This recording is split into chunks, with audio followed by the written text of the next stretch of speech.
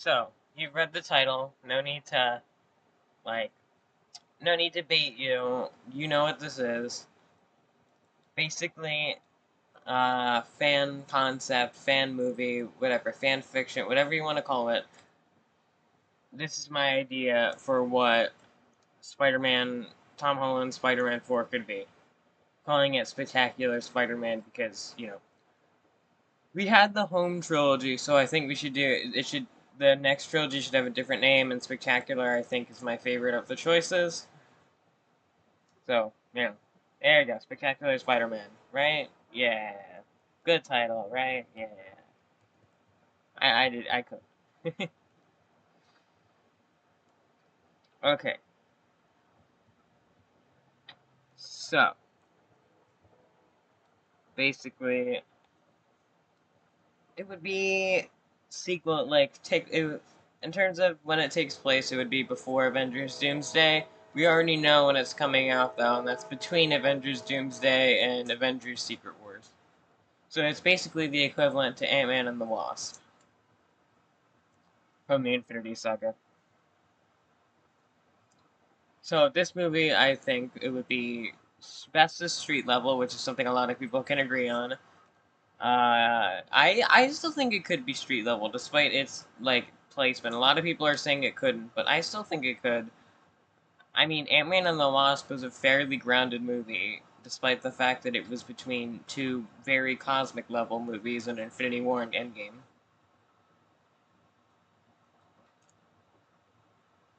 Anyway, so in this movie, Spider-Man, he would obviously he'd be a he'd be going to college now. He's in ESU and stuff, and I think he would still he would watch over MJ and Ned, but probably we don't really it would probably put more emphasis on MJ than Ned, but he'd still watch over them, but he wouldn't try and reconnect with them because he fears for their safety.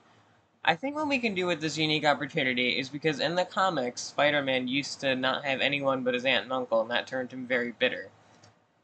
Originally. But now it's better for movies and shows and stuff that aren't as long running to give him his friends in high school. It makes more sense. You can keep the original setting while not sacrificing the characters that everyone likes. A downside of this, though, is that comic Peter's personality just wouldn't make sense. So I think this is a great way to bring it back for college. He's a victim of society again, except this time he already was Spider-Man. He knows with great power comes great responsibility and all that, but he's still a victim of society. People don't really like him generally. So I do think Gwen Stacy and I almost said Harry Potter. I do think Gwen Stacy and Harry Osborn could be involved. Um,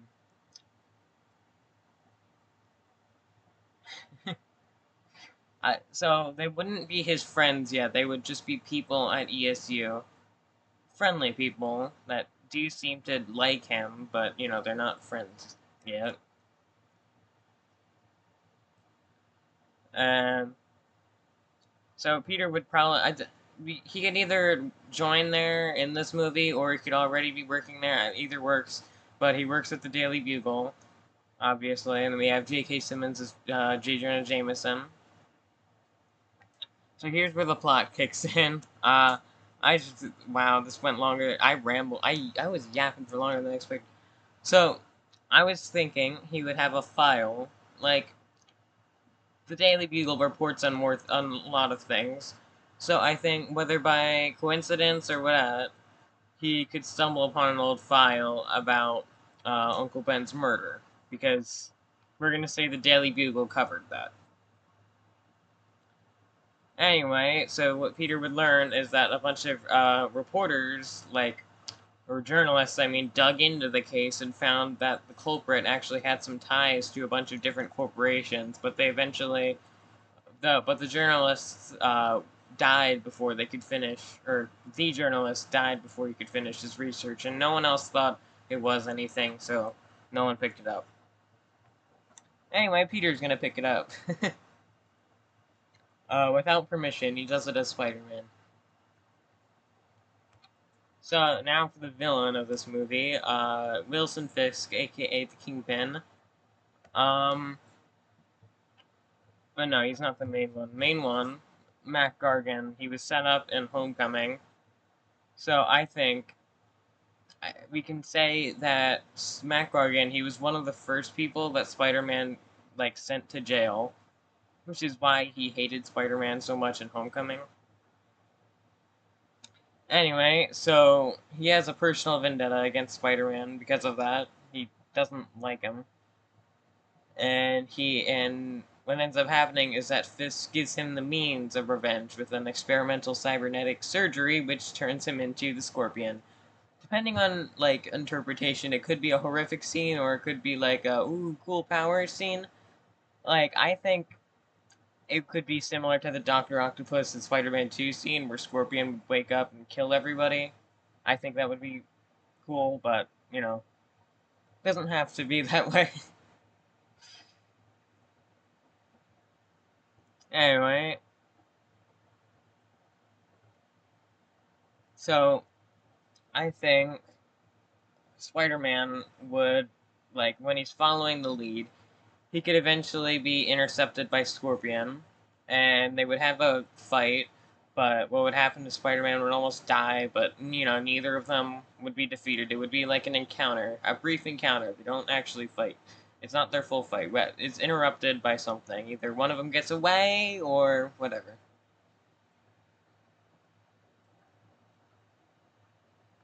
So next, I think when Peter's continuing his like search or something, at some point in time, you could end up meeting with Daredevil. You can have a cool fight scene where they're fighting goons together or something, but you know, I'm saying that just because they don't really need to be fighting together in the script. So anyway, I'm thinking Daredevil. What they end up doing is because they now have a link to Fisk. Like Peter, eventually he puts it together. Uncle Ben's killer is linked to the Kingpin. That's why Scorpion was sent after him. And so he's gonna like work with Daredevil. Daredevil. So I haven't watched the Netflix show, but I'm pretty sure Matt Murdock and Fisk have met before, and I'm pretty sure. Correct me if I'm wrong.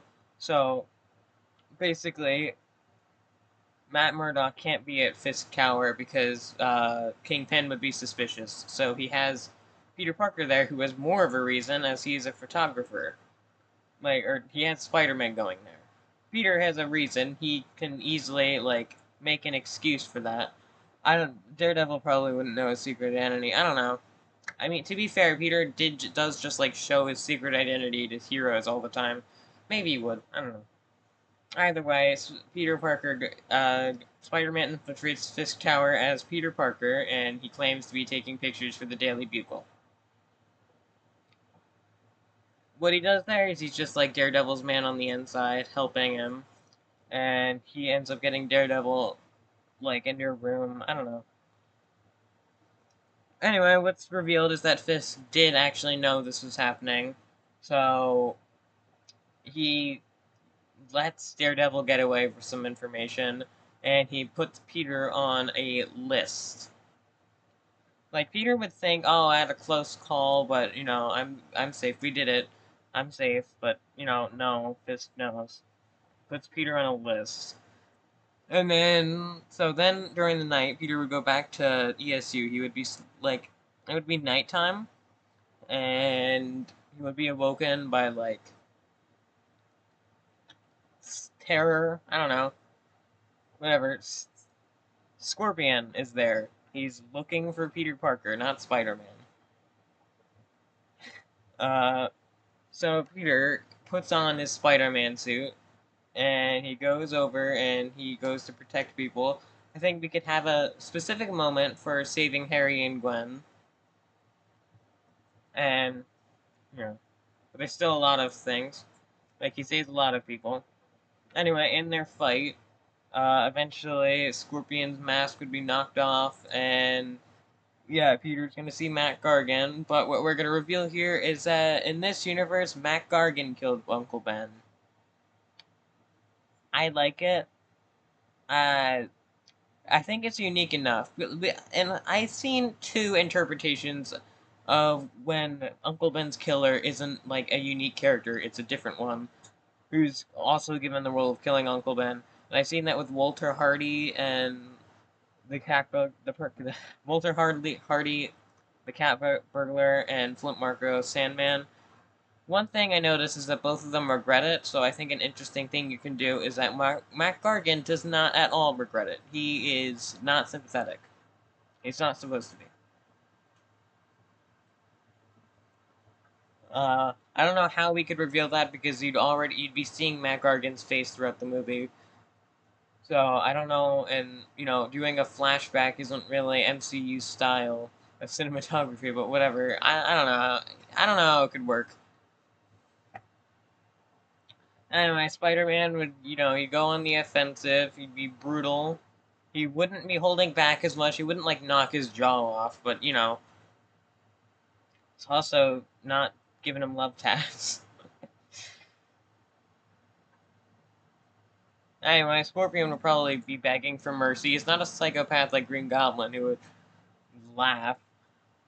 But Spider-Man would stop on his own this time. He doesn't need Tobey Maguire to stop him from killing Scorpion. He would stop on his own because that's not what Aunt May taught him to do. He was the guy who ruined his entire life just to send 7 people home safely without to spare their lives. He's not about to go kill someone.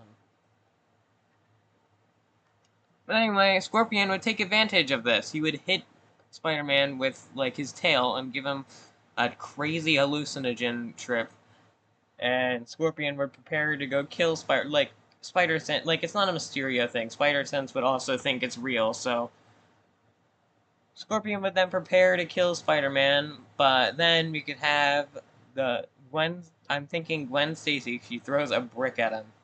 Yeah.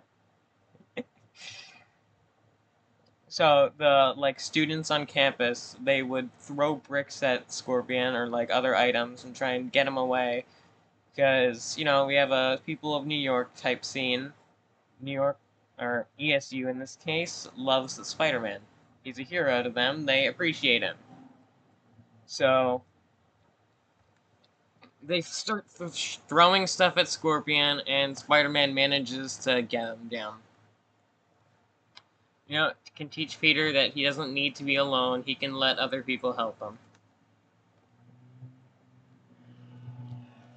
So, when Scorpion is driven to jail, I forgot to mention this, but I did think at some point in time, uh, like Peter Parker would be running from Scorpion, and he would get away, and like he would claim that he would like pretend to get away, and then Spider-Man swoops in.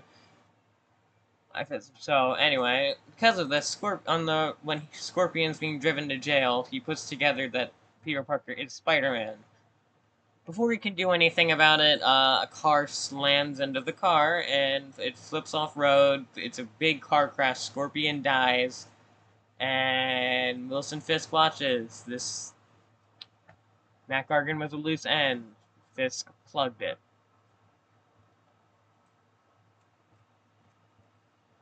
So anyway, last thing, if this movie had a I'm not gonna.